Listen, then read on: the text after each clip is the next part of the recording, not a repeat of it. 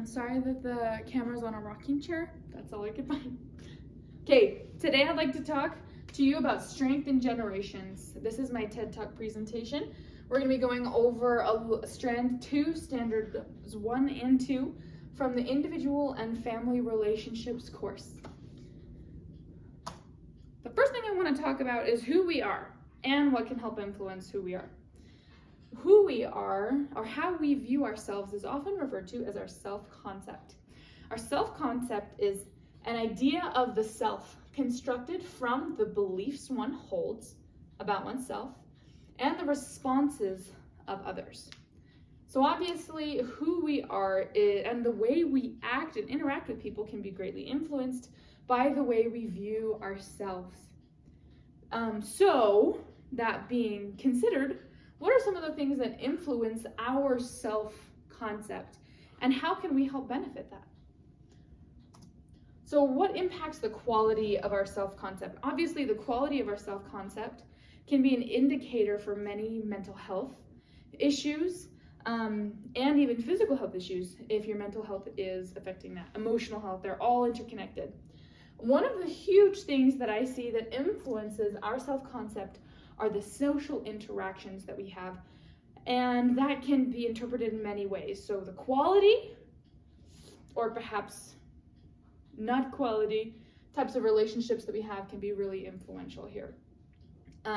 If we have uplifting relationships, that can help us benefit the way we elevate the way we see ourselves, and therefore go forward and benefit us in many other areas of our life. Oftentimes when I think of this in particular, especially your self-concept, much of it is developed in your youth, when you are mostly being influenced by your caregivers. Much of our self-concept comes from the way we are talked to ourselves and the way we were talked to as a child, the sorts of habits that we had at that time in our lives. And so our parents have a crucial role in developing our self-concept. Now there's one other set of people that I'd like to speak about particularly that have a huge influence on our self-concept and our health in general, that don't get a whole lot of limelight, I would say.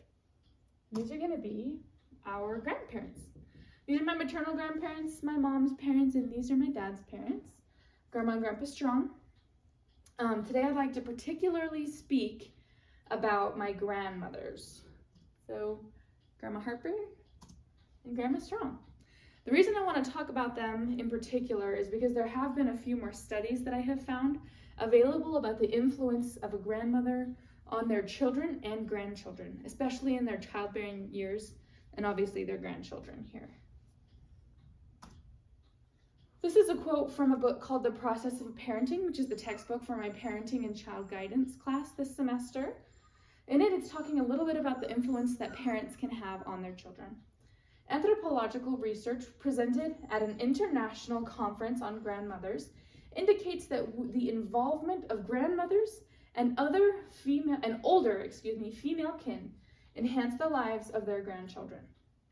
In one study, the presence of the maternal grandmother increased childhood survival at age 6 to 96%.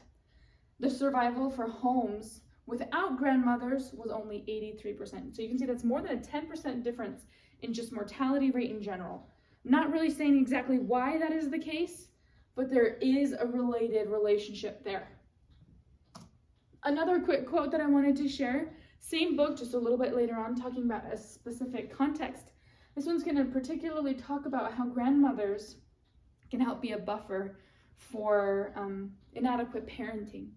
It says preschool grandchildren who were easily frustrated and emotionally reactive children at risk for social problems were able to develop abilities to compromise and cooperate with others when they had contact with their grandmothers.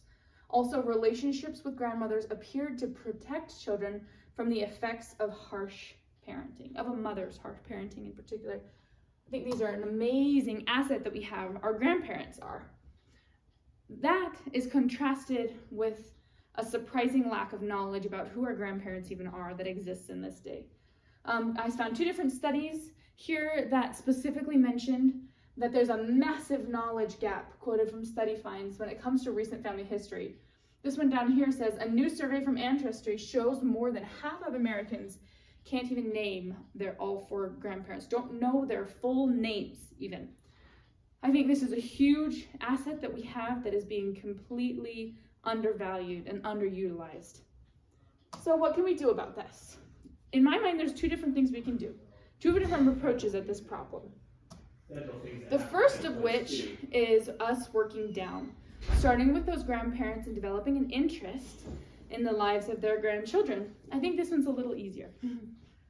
The second of which is working up, coming from our children and getting them interested in the lives of their grandparents and more involved in that time. One thing that I can see here that would be really important to do as we're working up is preserving the information that we are receiving from our grandparents and not just hearing it, but recording it for future generations as well, so that they can also benefit from those stories, examples, and strength of our grandparents. This to me is a huge problem, that we don't know our grandparents. And I think it could be a huge asset to a lot of people.